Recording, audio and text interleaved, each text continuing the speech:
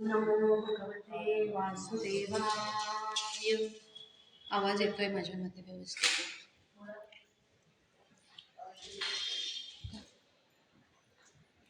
वक्रतुंड महाकाय सूर्यकोटी समप्रभ निर्विघ्नं कुरु मे देव सर्वकार्येषु सर्वदा. सर्वमंगलमांगल्ये शिवे सर्वार्थसाधिके शरण्ये त्र्यंबके गौरी नारायणी नमोस्तुते. गुरुर्ब्रह्मा गुरुर्विष्णू गुरुर्देवो महेश्वरः गुरुः साक्षात् परं ब्रह्म तस्मै श्री गुरवे नमः. काषाय वस्त्रं करदण्डधारिणं कमण्डलू पद्मकरेण शङ्खं चक्रं गदाभूषितभूषणाढ्यं श्रीपादराजं शरणं प्रपद्ये. अवधूतचिंतन श्री गुरुदेव दत्त. श्री सद्गुरुनाथ महाराज की जय. जय जय रघुवीर समर्थ. श्रोता भक्ता श्रीराम समर्थ. माझे गुरु सरश्री यांना माझे कोटी कोटी नमस्कार. सर्व श्रोत्यांना माझा सविनय नमस्कार. आजचा जो विषय आपण घेतला आहे तो म्हणजे श्री दत्तगुरु जन्म रहस्य. खरं तर ही जी कथा आहे तर ती सर्वश्रुत आहे, सगळ्यांनी परत परत परत परत ऐकलेली आहे.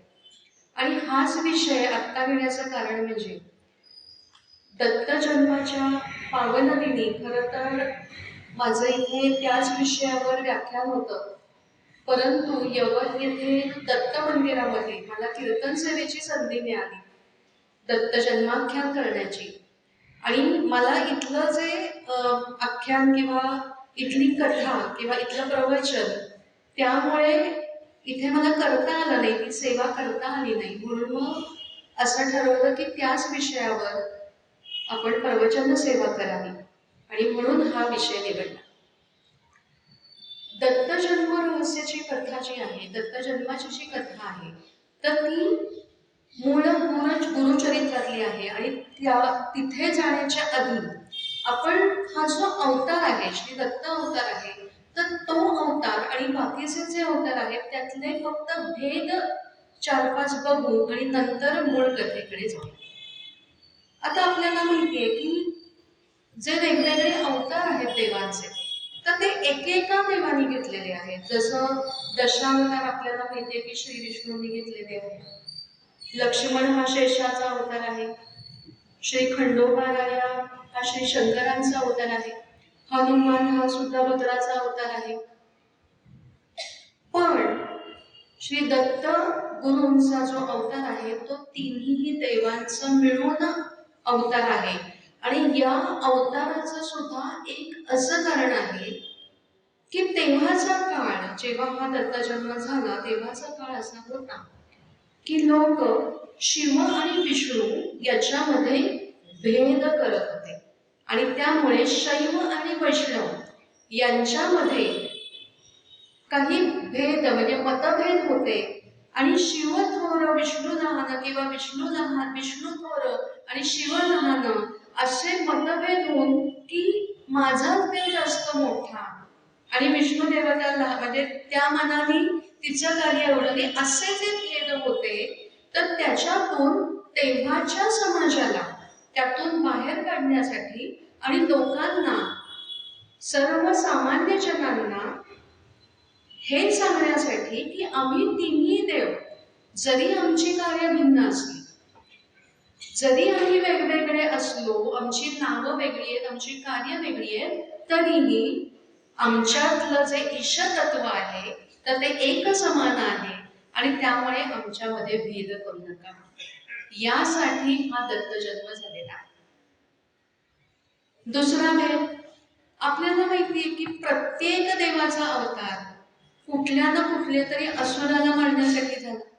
कोणी विचारलं की श्रीरामचंद्रांचा अवतार कुणाला मारण्यासाठी झाला, की लगेच रावणाला मारण्यासाठी झाला.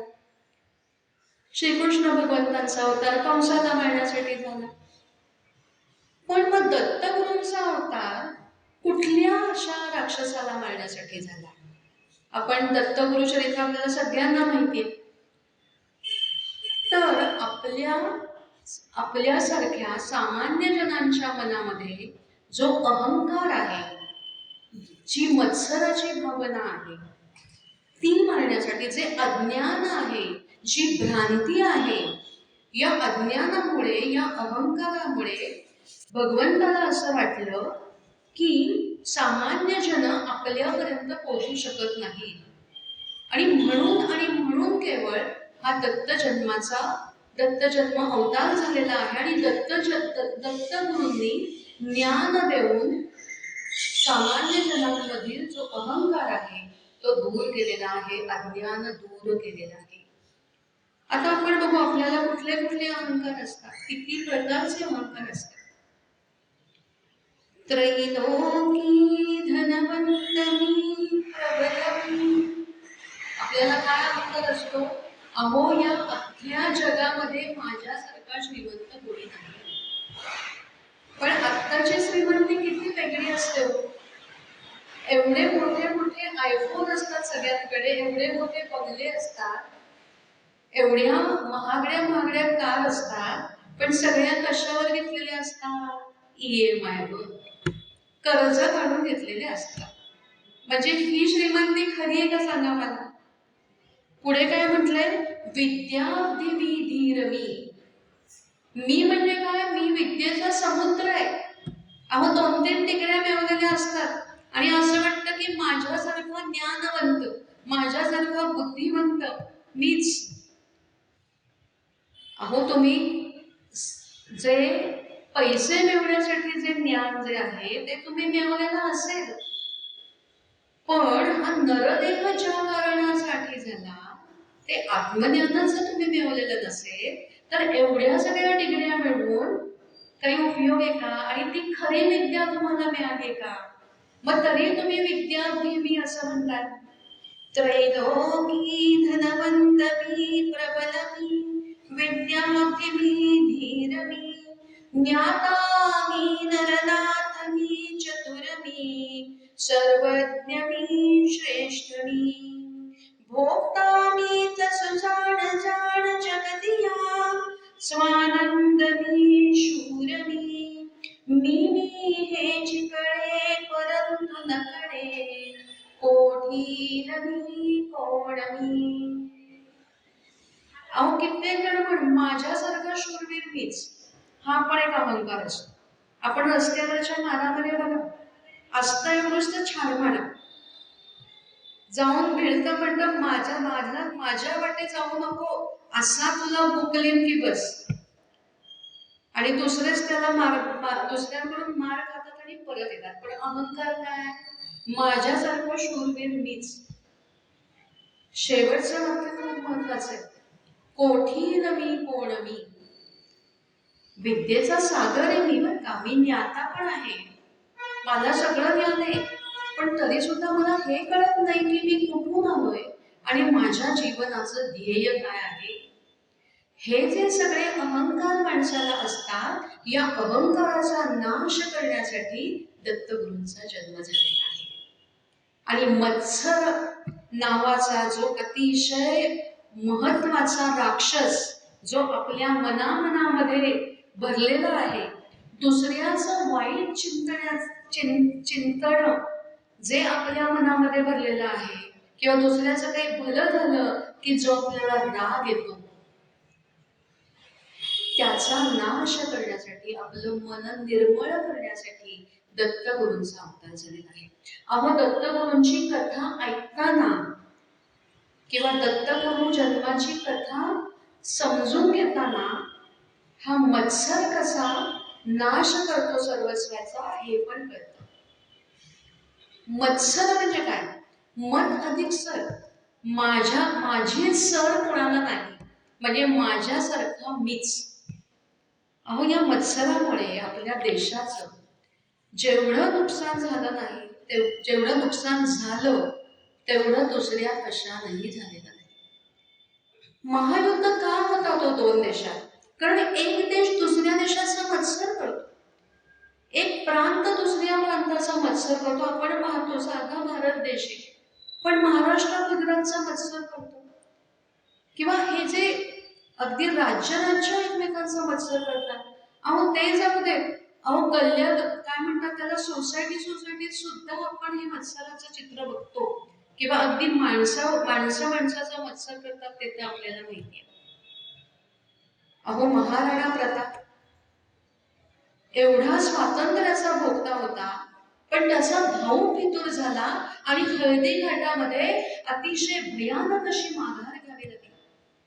ही फितुरी जी झाली ती का झाली? कारण मत्सर वाटला की हा एवढा राजा आहे आणि त्याच्यासारखं माझ्याकडे राज्य नाही, हा माझ्यापेक्षा वरचढ होता कामा नये, आणि म्हणून त्यांनी फितुरी केली. आपले वासुदेव बळवंत फडके, त्यांचं स्वातंत्र्य कार्य अतिशय जोरात चालू होतं, पण त्यांचा मत्सर करणाऱ्यांनी ती बातमी इंग्रजांना दिली. आपले आझाद चंद्रशेखर आझाद अल्फ्रेड पार्क मध्ये ते स्वतंत्र होते. त्यांचं जे राष्ट्रकार्य होतं किंवा चळवळ जी होती ती अतिशय जोरात चालू होती. त्यांचा मत्सर केला, फितूर झाले, त्यांना पकडून दिलं. चाफेकर बंधू, त्यांचा आर्य धर्म समाजाचं कार्य उत्तम चालू होतं. राजपुतांचा राजा पृथ्वीराज चौहान दिल्लीवर अतिशय वैभवशाली अशी राजवट होती, पण त्याचा सासराच फितूर झाला. कारण सासऱ्याला त्याचं हे जे वैभव होतं ते पाहवलं नाही. मोहम्मद गौरीला बातमी दिली आणि दिल्लीचं राज्य गेलं. आणि हा जो सासरा जयचंद त्याचं नाव, त्याला नंतर त्याचं काय बक्षीस मिळालं? तर दिल्लीच्या तटावर अंगाची सालडी काढून त्याला असं बांधून ठेवलं होतं. कशाला? गिधार आणि टोचे मारून मारून खाण्यासाठी. त्यांनी विचारलं की मी केलेल्या कामाचं हे बक्षीस? मोहम्मद गौरी म्हणाला की अरे, ज्याला स्वतःच्या मुलीचं सौभाग्य राखता येत नाही किंवा स्वतःच्या मुलीची काळजी नाही, त्याला हेच बक्षीस मिळणार, त्याची आमच्या दृष्टीने किंमत शून्य आहे. जे इंग्रजांना फितूर झाले त्यांचंही नंतर हेच झालं, पण तरीही केवळ आणि केवळ मत्सरापोटी आपल्या राज्याचं, आपल्या राष्ट्राचं, आपल्या जगाचं अतिशय नुकसान होत आहे. आत्ताचं राजकारण आपण पाहतोय त्याविषयी मी फार भाष्य करणार नाही, पण आत्ताचं जे काही राजकारण चाललंय ते कशामुळे चाललंय? मत्सरामुळे चाललंय. आणि ही जी दत्तजन्माची कथा आहे ती हेच शिकवते की बाबांनो, मत्सर करू नका, एकमेकांविषयी चांगली भावना ठेवा, निर्मळ मन ठेवा. अजून एक भेद आहे दत्त गुरु अवतार आणि बाकीच्या अवतारा. नाथ महाराजांनी म्हटलंय दत्त वसे औदुंबरी. बाकी कुठल्याही देवाचा बाबतीत असं होत नाही की त्यांच्या ऐवजी कुठला तरी वृक्ष पूजला गेलेला आहे किंवा पादुकांचं पूजन केलं गेलेलं आहे. पण फक्त दत्तगुरूंच्या बाबतीत मात्र औदुंबर वृक्ष हे सुद्धा दत्त स्वरूप मानले गेलेलं आहे. आणि बऱ्याच ठिकाणी निर्गुण पादुकांचं पूजन केलेलं आहे. पादुकांचं पूजन कुठे केलं गेलं? आपल्या बाकीच्या देवांच्या बाबतीत तर श्रीरामांच्या बाबतीत जेव्हा ते वनवासाला गेले होते तेव्हा भरताने केलं. किंवा आत्ता काही काळामध्ये जेव्हा अयोध्येचं मंदिर नव्हतं किंवा आपला रामराया जेव्हा निर्वासित झाला होता असंच म्हणता येईल, तेव्हा काही काळ पादुकांचं पूजन केलं गेलं, पण ते तात्पुरतं होतं. आणि पाचवा जो भेद आहे तो म्हणजे दत्तगुरूचे असे आहेत की जे त्यांना दिगंबर म्हटलं जातं. दिगंबर याचा अर्थ सर्व दिशांमधून जे आपल्या कृपेचं, पांघरून आपल्या भक्तांवर घालतात आणि ज्यांच्यामध्ये तीनही देवांचे गुण आहेत असे ते दिगंबर. तर असे हे 5 भेद बाकीच्या अवतारांमध्ये आणि या अवतारांमध्ये आहे. आता आपण मूळ कथेकडे वळूया. ही जी कथा आहे अनेक ग्रंथांमध्ये वेगवेगळ्या प्रकारे ही कथा लिहिली गेली आहे, पण आपण जो गुरुचरित्र हा जो मूळ ग्रंथ आहे त्याच्यातलीच कथा बघणार आहोत. ही कथा जी आहे ती ऐतिहासिक समजू नये, ही कथा आध्यात्मिक लीला आहे हे लक्षात ठेवावं आणि मग ऐकावं. त्याचं असं झालं की एकदा ब्रह्मदेवांच्या ब्रह्मलोकी शंकर भगवंत आणि विष्णू भगवंत सहकुटुंब सहपरिवार आले होते. आणि देवांची चर्चा चालली होती, या त्रिदेवांची आपापसात काही त्यांची मीटिंग चालली होती असं म्हणू आत्ताच्या भाषेत. आणि या तिघींच्या आतमध्ये स्वयंपाकघरामध्ये त्यांच्या गप्पा चालल्या आणि नारद मुनी आलेले. नारायण नारायण. त्यांनी पाहिलं, जरा कानोसा घेतला. अरे, आता ब्रह्मदेव म्हणजे नारद मुनींचे पिता. चला आपण ब्रह्मदेव म्हणजे आपल्या पित्याचं दर्शन घेऊ, मातेचं दर्शन घेऊ म्हणून ते आले होते. पण ते बघतात तर काय की अरे, लक्ष्मी मावशी पण आल्या, पार्वती काकू पण दिसतात, चला सगळ्यांचं दर्शन होईल. त्रिदेवांकडे आले, पण त्रिदेव अगदी मीटिंग मध्ये असे एकदम छान रमले होते. त्यांचं छान काही पुढे काय जगाचं कसं आता पुढे करायचं, काय काय कार्य करायचं याच्याविषयी मीटिंग चालू होती. ते म्हणाले ठीक आहे, त्यांना आपण डिस्टर्ब करायला ना. आणि ते गेले माझघरामध्ये, चला मातांना भेटू, मावशीला भेटू. सगळ्यांना नमस्कार केलेला आहे, त्या तिघींनी यांचं छान स्वागत केलेलं आहे, पाद्यपूजन केलेलं आहे, फलाहार दिलेला आहे आणि अशा गप्पा चालल्या आहेत. आणि या तिघींनी मग विचारलं की नारदा, अरे तू एवढा सगळ्या त्रिभुवनामध्ये फिरत असतो, आम्हाला एक सांग की आमच्या इतक्या श्रेष्ठ प्रतिव्रता तू कुठे पाहिल्यात का, या त्रिकंठामध्ये पाहिल्यात का कुठे? हा प्रश्न विचारला मात्र नारद मुनींच्या लक्षात आलं की आता आपल्याला काहीतरी कळ लावावी लागणार. कसं आहे की या सगळे देव श्रेष्ठ आहेत, देवताही तेवढ्या श्रेष्ठ आहेत, पण हे श्रेष्ठत्व जपताना, त्यांच्या किंवा श्रेष्ठत्वाच्या पातळीवर जगताना त्यांच्याही मनपटलावर एखादा दोष येऊ शकतो. आणि तसा किंचितही दोष या माझ्या तिन्ही मातांच्या मनामध्ये येऊ नये, मनपटलावर येऊ नये, म्हणून मी हे केलं पाहिजे, हे नारद मुनींनी ठरवलं. आणि त्यांनी उत्तर दिलेलं आहे की मातांनो, अहो भूतलावर अत्रि ऋषींची जी भार्या आहे अनुसूया, तिचं नाव, ही जी अनुसूया आहे तर ती अतिशय थोर अशी पतिव्रता आहे. अहो तिच्या या पातिव्रत्यामुळे तिने या पूर्ण जे पंचमहाभूत आहेत त्यांच्यावर विजय मिळवलेला आहे. ही पंचमहाभूत सुद्धा तिला घाबरून असतात. एकदा दुष्काळ पडला होता, तर केवळ आणि केवळ तिच्या तपत सामर्थ्यामुळे तिच्या आश्रमाच्या इथे पाऊस पडला, मेघवर्षाव झालेला आहे. अहो तिने असं ठरवलं की आता काहीतरी पाकसिद्धी करावी की आपोआप अग्नी प्रज्वलित होतो. तिच्या आश्रमाच्या इथे कधीही वारा सुसाट वाहत नाही, तर मंद मंद असा वारा वाहत असतो. तिच्या आश्रमाच्या इथे ऊन कधीही आग ओकत नाही, तर अतिशय शीतल असं ऊन, कोवळं असं ऊन तिच्या आश्रमाच्या इथे पडलेलं असतं. अशी ती आहे.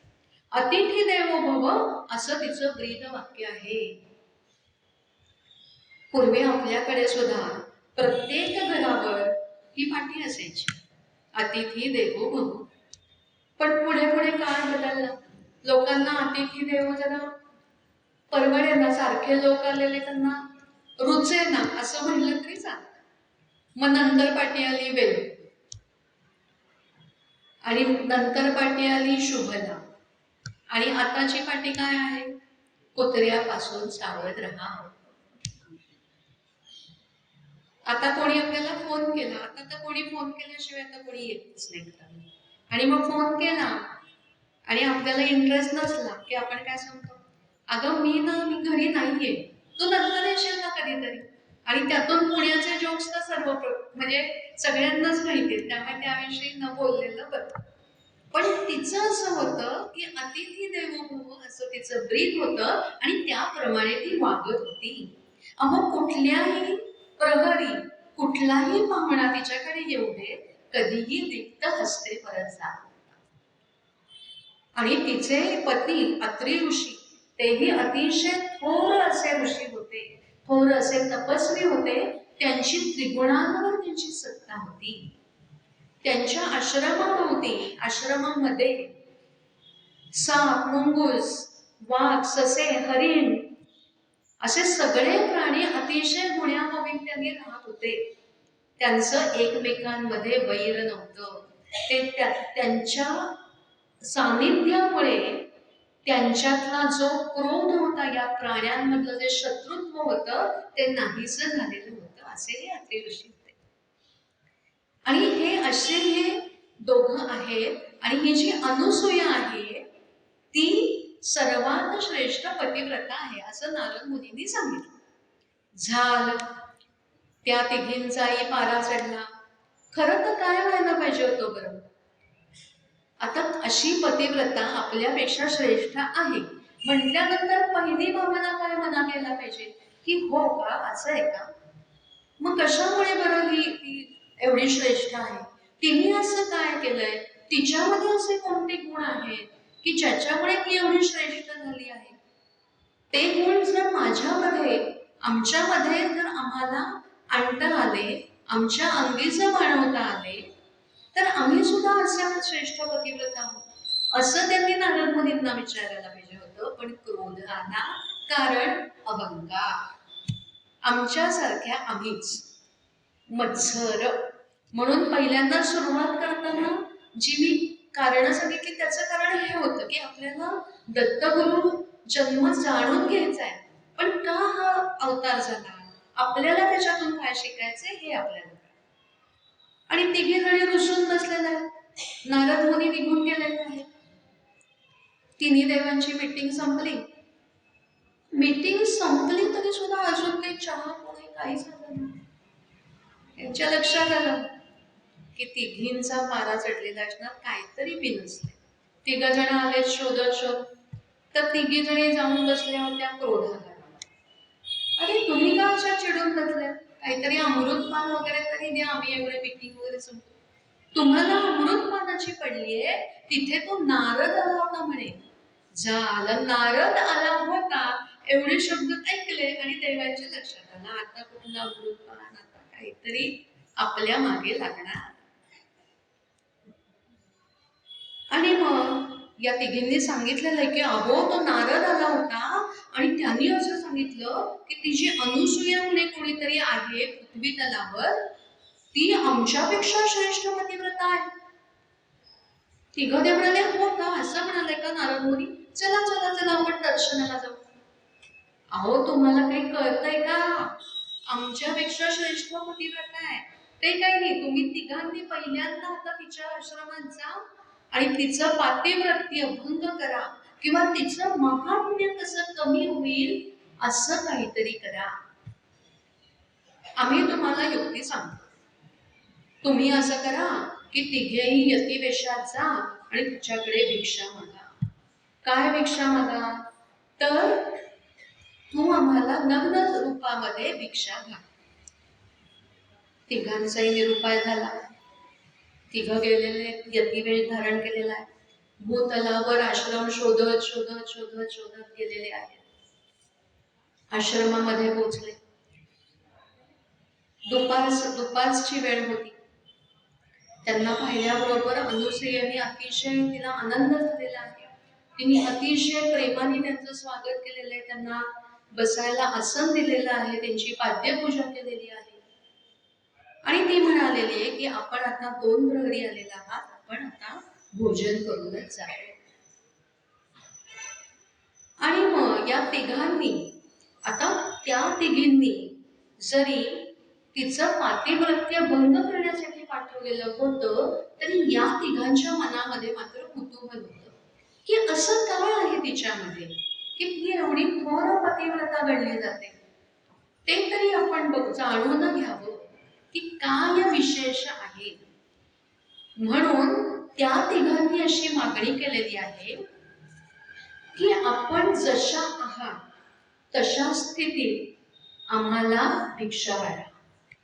आपलं जे तपत्तेज आहे, आपण ज्याच्यामुळे इतक्या श्रेष्ठ पतिव्रता गणल्या जातात, ते तेज आम्हाला गम्य व्हावं. ते तेज आम्हाला, त्या तेजाचं दर्शन आम्हाला व्हावं. थोडक्यात त्या तेजाची बौद्धिक आणि आध्यात्मिक भिक्षा आपण आम्हाला घालावी. किती सुंदर मागणी आहे. याच्यामध्ये कुठल्याही प्रकारचा व्याभिचार नाही. याच्यामध्ये कुठल्याही प्रकारची वाईट मागणी नाही. म्हणून त्यांनी सांगितलं की कुठलाही आडपडदा न ठेवता आपलं जे तपतेज आहे तर ते आपण आम्हाला त्याचं दर्शन द्या. हे त्यांचं बोलणं ऐकल्यानंतर मात्र अनुसूया दचकलेली आहे. कारण त्यांच्या आश्रमामध्ये जे कोणी अतिथी यायचे ते काय मागायचे, हे अनुष्ठान करा. कशासाठी करा? कारण आम्हाला भरपूर धन मिळावं, आम्हाला पुत्राला अभावा, तुम्ही हा असा मोठा यज्ञ करा, कारण मला राज्य मिळवायचं आहे, मला शत्रूवर विजय मिळवायचा आहे. अशा वेगवेगळ्या कारणांसाठी लोक तिथे येत होते. पण हे पहिलेच असे होते की ज्यांना विद्येची भिक्षा पाहिजे होती, विद्येचं दान पाहिजे होतं. आपणही देवळात जातो, आपणही अनेक व्रत करतो, आपणही अनेक अगदी सवाष्ण ब्राह्मण घालतो, तेव्हा सुद्धा आपल्या मनामध्ये काय इच्छा असतात, ऐहिक इच्छा असतात. एखादं व्रत केलं, व्रत करतानाच पहिलं मनामध्ये योजलेलं असतं की हे व्रत मी काय करू, कारण मला धन मिळावं, माझ्या पतीला नोकरी मिळावी, असं काहीतरी ऐहिक आपण मागत असतो. तो काळ पण तसाच होता. तर तशासाठी लोक तिथे येत होते आणि अशी अतिशय आध्यात्मिक अशी अतिशय उच्च अशी मागणी या तिघांनी केली. म्हटल्यानंतर अनुसूयेच्या लक्षात आलं की हे तिघेही तपस्वी कोणी साधे सुधे नाही. ती त्यांना म्हणाली की आपल्याला त्या तेजाचं दर्शन करायचं आहे ना, तर ते करता येईल, पण त्यासाठी लहान बालकाचा निरागसपणा, त्यांच्या मनाचा जो निर्मळपणा असतो तो तुमच्यामध्ये आला तरच आपण त्या तेजाचं दर्शन करू शकाल. आपल्याला माहिती जी लहान मुलं असतात छोटी छोटी, तर त्यांचं मन अतिशय निरागस असतं, अतिशय निर्मळ असतं. आई एखाद्याला रागवते, त्यांना एखादी चापटी मारते, खाऊ देत नाही, काहीतरी होतं, पण ते लगेच 5 मिनिटं बसून बसतात, पण 5 मिनिटांनी लगेच येतात आई आई करत. अगदी लहान म्हणजे प्राण्यांची सुद्धा लहान बाळं आपण बघा. डॉक्टर पूर्णपात्रेंनी त्यांच्या पुस्तकात छान लिहिलंय. सोनाली नावाची त्यांची जी कोणती वाघाचे पिल्लू त्यांना मिळालं होतं, किंवा अनेक प्राणी त्यांनी पाळले, पण त्यांनी त्याच्यात हेच लिहिलं की ते जेव्हा बछडे होते तेव्हा ते अतिशय, म्हणजे त्यांनी कधीही नख लावलेलं नाही त्यांना, ते छानपैकी खेळायचे, अगदी मांजरीच्या पिल्लासारखे, कुत्र्याच्या पिल्लासारखे त्यांच्याशी खेळायचे. म्हणजे त्यांच्यातलं जे हिंस्रत्व आहे ते त्यांच्यामध्ये, त्यांचं वय जसं वाढतं तेव्हा ते त्यांच्यामध्ये येतं. त्याचप्रमाणे माणसाचे आपण बघतो की जसं जसं आपलं वय वाढत जातं तसं आपल्या मनामध्ये इतरांविषयी किळमिश येणं, इतरांविषयी राग उत्पन्न होणं, इतरांविषयी द्वेष उत्पन्न होणं, किंवा काहीतरी आपण मनात धरून बसणं, तरी अरे हा असं वागलं ना, मी असं. हे कधी सुरू होतं? जसे जसे आपण मोठे होतो तसे तसे, म्हणजेच मनाचा निर्मळपणा कमी होत जातो. आणि म्हणून त्यासाठी तुम्हाला लहान बालक व्हावं लागेल, तर मी तुम्हाला त्या तेजाचं दर्शन तुम्हाला देऊ शकेन आणि तर तुम्ही त्याच्या लायक बनाल. You will be eligible for that, असं त्यांनी सांगितलं. आणि ते म्हणाले चालेल, काहीच हरकत नाही. आणि तिने तिच्या अत्री ऋषी तेव्हा अनुष्ठानाला गेले होते, बाहेर गेले होते.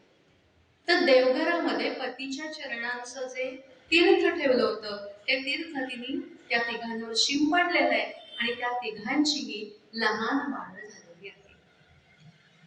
आता इथे सुद्धा आत्ताची पिढी किंवा आत्ताचे जे जनरेशन आहे ती काही विचारते. ती विचारते, हा असं कधी होतं का की असं नुसतं पाणी शिंपडून लहान बाळ होतात का? आता आपण विचार करा, गटारी अमावस्या असो किंवा 31 डिसेंबर असो, जर घाणेरडं पाणी पिऊन लोक राक्षस बनतात, बरोबर आहे की नाही, किंवा गटारात लोळतात, तर अतिशय पवित्र असं पाणी शिंपडल्याने एखादी पवित्र गोष्ट म्हणत नाही का? त्याचप्रमाणे हे झालंय आणि हे आपल्याला सांगता आलं पाहिजे. कोणी असं म्हटलं, कारण आता असा जमाना आहे की आपल्या अतिशय ज्या आध्यात्मिक अशा कथा आहेत त्याच्यावर ताशेरे ओढले जातात आणि त्याच्या संबंधी शंका कुशंका घेतल्या जातात. तर त्याप्रमाणे ही तीन बाळं झालेली आहेत आणि अनुसूयेने त्यांना तिचं तपस सामर्थ्य दाखवलेलं आहे आणि नंतर तिने त्यांना पाळण्यामध्ये छान झोपवलेलं आहे. आणि मग थोड्या वेळाने अनुष्ठान संपून अत्री ऋषी आलेले. अत्री ऋषींनी बघितलं, अरे पाळण्यामध्ये 3 बाळं, कोण आलं बाबा? कोणी पाहुणे आलेत का काय? कोणाची कार ब्रेकडाऊन झाली का काय म्हणून तात्पुरते आलेत का काय? आणि त्यांनी अनुसूयेला विचारलं. अनुसूयेने अतिशय आनंदाने सांगितलं की अहो, आपलं भाग्य उजळलंय, आपलं भाग्य उजळलंय आणि ते त्रिदेव आपल्या आश्रमात आलेले आहेत. कारण तिचं तपस सामर्थ्य एवढं होतं, तिने अंतर्ज्ञानाने हे ओळखलं होतं की हे दुसरे तिसरे कोणी नसून हे त्रिदेव आहे. आणि अत्री ऋषी अतिशय आनंदित झालेले आणि त्यांनी पण त्या तिन्ही बाळांचं दर्शन घेतलेलं आहे. आणि अशा तऱ्हेने ते तिन्ही बाळं त्या अनुसूयेच्या आश्रमामध्ये होती किंवा वाढत. इकडे या तिघी जणी वाट बघतात.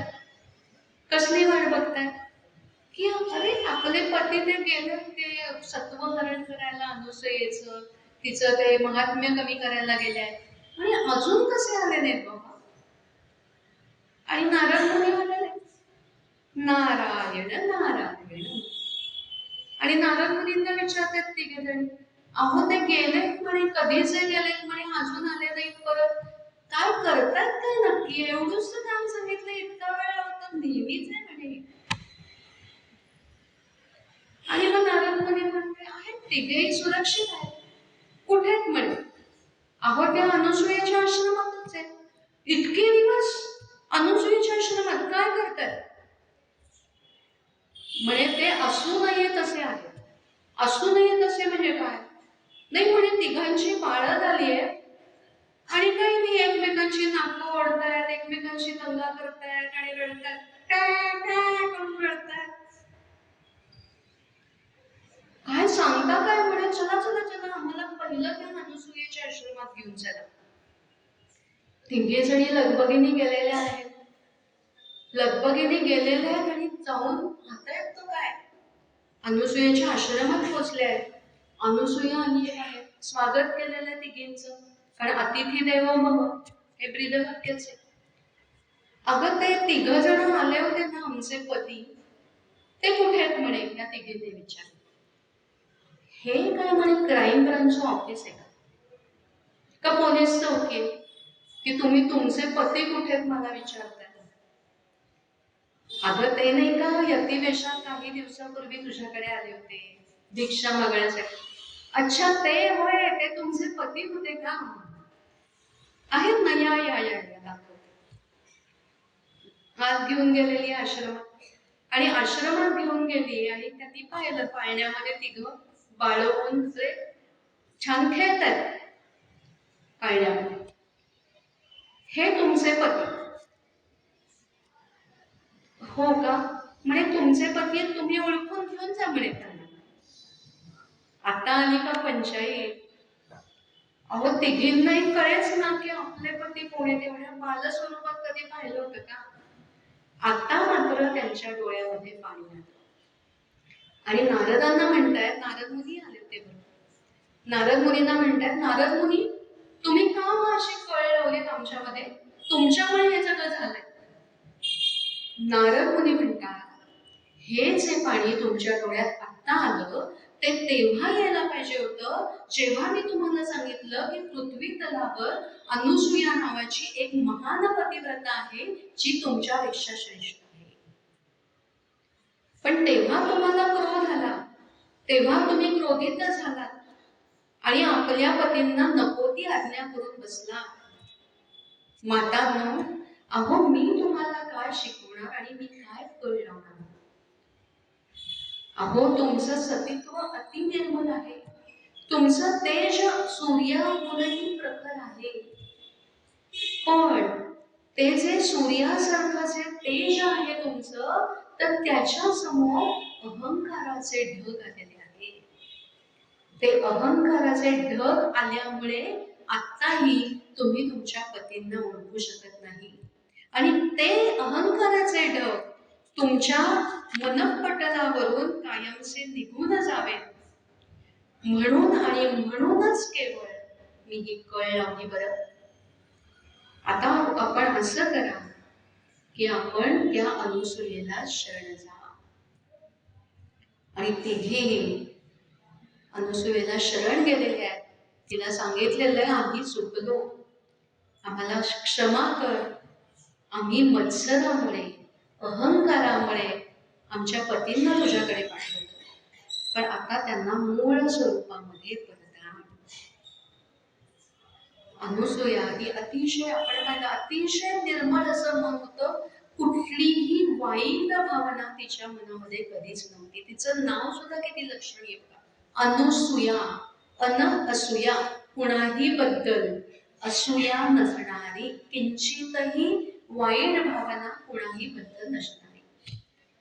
आता आपल्यासारखी असते तर म्हणाली असते, माझ्यासारखी असते तर म्हणाली असते, बघा माझ्यामुळे मी त्यांना मार केलं, तुम्ही काय त्यांना पाठवलं होतं कशासाठी, आणि मी माझं सामर्थ्य बघा किती येते, तुमची लायकी तरी का, असं काहीतरी बडबड केली असते, कारण तो या अहंकारच आहे ना शेवटी. पण तिने काहीही त्याच्यावर वक्तव्य केलं नाही. हो का, थांबा थांबा, मला नमस्कार वगैरे करू नका, क्षमा मागण्याची काही आवश्यकता नाही, मी आता त्यांना त्यांच्या मूळ स्वरूपामध्ये आणते. ही परत देवघरात गेलेली पतिचरणाचं तीर्थ परत त्यांच्या अंगावर शिंपडलेलं आहे आणि तिघेही मूळ स्वरूपामध्ये परत आलेले आहेत. तिघांनाही अत्रि ऋषींनी आणि अनुसूयेनी नमस्कार केलेला आहे आणि ते निघालेले आश्रमात. पण अत्रि ऋषींनी त्यांना विनंती केली की आपल्या तिघांसाठी आम्ही आमच्या आश्रमामध्ये पाळणा बांधला, आपण असेच जाणार का? आपल्या आशीर्वादाने आम्हाला पुत्रलाभ व्हावा.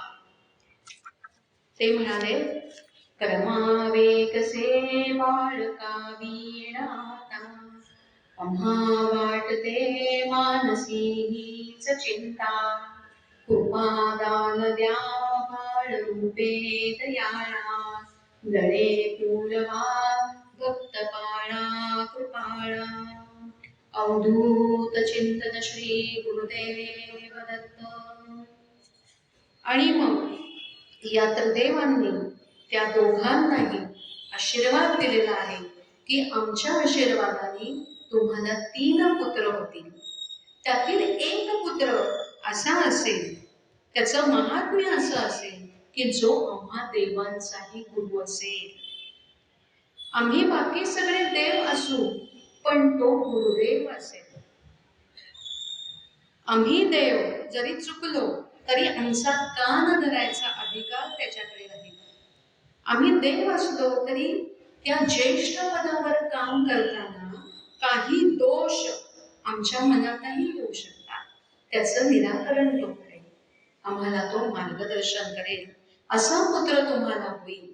आणि या तिघांच्या आशीर्वादाने ब्रह्मदेवाच्या अंशाने दुर्वास ऋषी, शंकर भगवंतांचा ब्रह्मदेवांच्या अंशाने चंद्र, शंकर भगवंतांच्या आशीर्वादाने किंवा अंश रूपाने दुर्वास मुनी आणि विष्णू भगवंतांच्या आशीर्वादाने पण या तिघांचही अंश असलेले असे दत्त गुरु मार्गी प्रदोष काळी मृगशीर्ष युक्त गुरुवारी पौर्णिमेचा मुहूर्त साधून तुमच्या आमच्या मनातला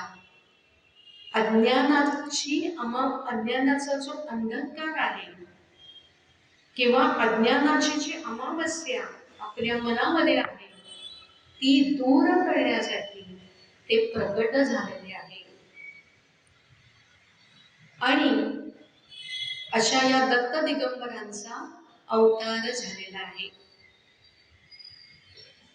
आणि हे जे दत्तगुरु आहेत तर ते दत्तगुरूंचं दान किंवा ते दत्तगुरु आपल्याला जाणून घ्यायचे आहे. ते दत्तगुरु तत्व जाणून घ्यायचे आहेत. आणि हे कुणी म्हटलेलं आहे? ते म्हटलेलं आहे एकनाथ महाराजांनी त्यांच्या आरतीमध्ये. दत्त हा जाणा असं म्हटलेलं आहे, दत्त हा पहा म्हटलेलं नाहीये. याचं कारण असं आहे परत की जी प्रचलित मूर्ती आपण जी पाहतो तर ती 3 शिरे आणि 6 हात अशी पाहतो. कारण या त्रिदेवांचे गुण त्याच्यामध्ये आहे हे ती प्रतीत करते. आणि ते तत्व जाणणं महत्वाचं आहे. आता आपल्याला माहितीये की रावण हा दशानन होता. तर दशानन याचा अर्थ काय की त्याला 10 डोकी होती असा त्याचा अर्थ नाही, तर 10 मस्तकां एवढी बुद्धी त्याच्या एका मस्तकामध्ये होती म्हणून तो दशानन. त्याला 20 हात होते याचा अर्थ 10 हातांची शक्ती त्याच्या एका हातामध्ये होती. पण आपण काय प्रश्न विचारतो? आपल्याला नाही ते उद्योगच काय प्रश्न विचारतो? अहो त्याला 10 डोकी होती. मग तो समूह शाळेमध्ये गेला होता तेव्हा समूह गणपती एकटाच मिळेल. तो कुशीवर कसा झोपत असेल? सर्दी झाली तर त्याला किती रुमाल लागतील? असले फालतू काहीतरी आपल्याला शंका. अशा शंका किंवा जे आपल्या कामाचं नाही ते मनामध्ये आणण्यापेक्षा तो अध्यात्माचा जो अभ्यास आहे तो करा. तसे हे दत्तगुरु आहे.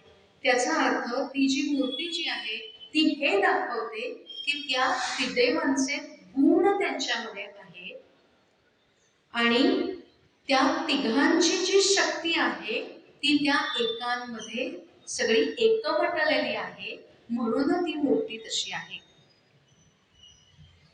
आणि म्हणूनच बाहेरचा रावण कंस किंवा जी दुष्ट माणसं आहेत त्यांना मारणं आवश्यक आहेच, पण आपल्या मनातला अहंकार मारणं, आपल्या मनातला मत्सर मारणं, आपल्या मनात मत्सर नाहीसा करणं, आपल्या मनातला दुसऱ्यांविषयीचा द्वेष राग याचं निर्मूलन करणं हे महत्वाचं आहे. आणि ते जर आपल्या मनातून आपण घालवू शकलो तर ते दत्तगुरु आपल्या मनामध्ये सुद्धा प्रकट होतील. आत्ताची जी रूपा जी आहे अक्कलकोटचे स्वामी म्हणा, स्वरूपानंद स्वामी म्हणा, ब्रह्मचैतन्य गोंदवलेकर महाराज म्हणा, शंकर महाराज म्हणा, ही सगळी दत्तगुरूंचीच रूपा आहे. आणि असे हे दत्तगुरु त्यांचं जे वर्णन केलेलं आहे ते असं आहे, 3 शिरे 6 हात तया माझा दंडवत. तुकाराम महाराजांचा अभंग आहे. शंख चक्र गदा हाती, कारण ही सगळी जी त्रिशूळ डमरू जटाधारी असंही म्हटलेलं आहे. आता आपण जर पाहिलं तर या तिघांचं त्यांच्यामध्ये एकत्रीकरण असल्यामुळे विष्णूंची शस्त्र पण त्यांच्या हातामध्ये आहे, ब्रह्मदेव जे हातात धरतात ते पण त्यांच्या त्या मूर्तीमध्ये सामावलेलं आहे आणि शंकर भगवंतांचा त्रिशूळही त्यांच्या हातात आहे. पुढचे जे 4 श्वान आहेत तर ते म्हणजे 4 वेद आहेत हे आपल्याला माहिती. आणि असे हे जे दत्तगुरु आहेत तर त्यांचं वर्णन आपण फक्त आपल्या जे गाणं माहिती आपल्याला काय आहे ते तर ते गाणं आपण ऐकू आणि आत्ताचं जे निरूपण आहे तर ते आपण समजूया.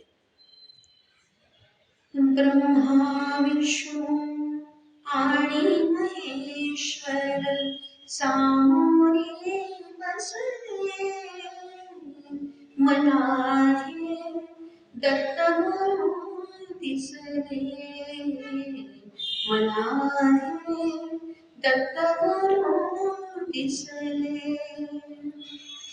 मायवी गायमुनी पुढे वासरू पाहे म्हणूनी, गायवी मायमुनी पुढे वासरू पाहे म्हणूनी,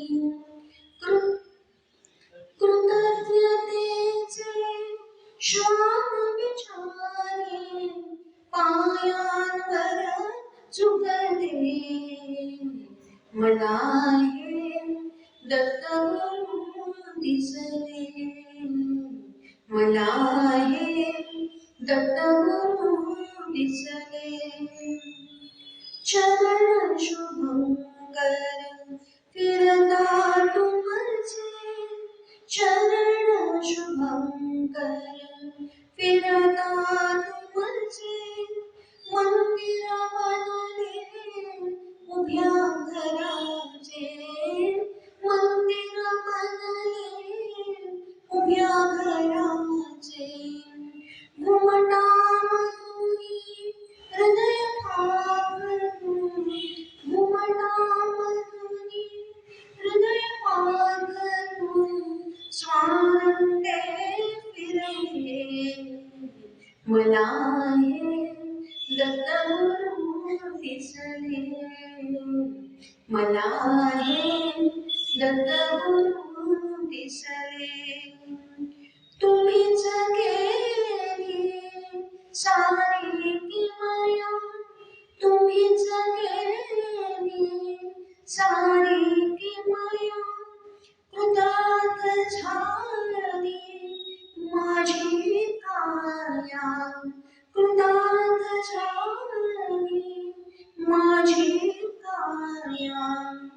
तुमच्या हाती माझ्या भगती औदुंबर बसले, मला हे दत्तगुरु दिसले, मला हे दत्तगुरु दिसले. ब्रह्मा विष्णू आणि महेश्वर सामोरे बसले, मला हे दत्तगुरु दिसले, मला हे दत्तगुरु दिसले. अवधूत चित्त श्री गुरुदेव दत्त. आत्ताच्या निरूपणामध्ये ज्या काही चुका झाल्या असतील तर त्या माझ्या होत्या, त्याबद्दल सर्व श्रोत्यांनी क्षमा करा आणि जे काही उत्तम होतं ते माझ्या गुरूंचं. गीता धर्म मंडळाला खूप खूप धन्यवाद.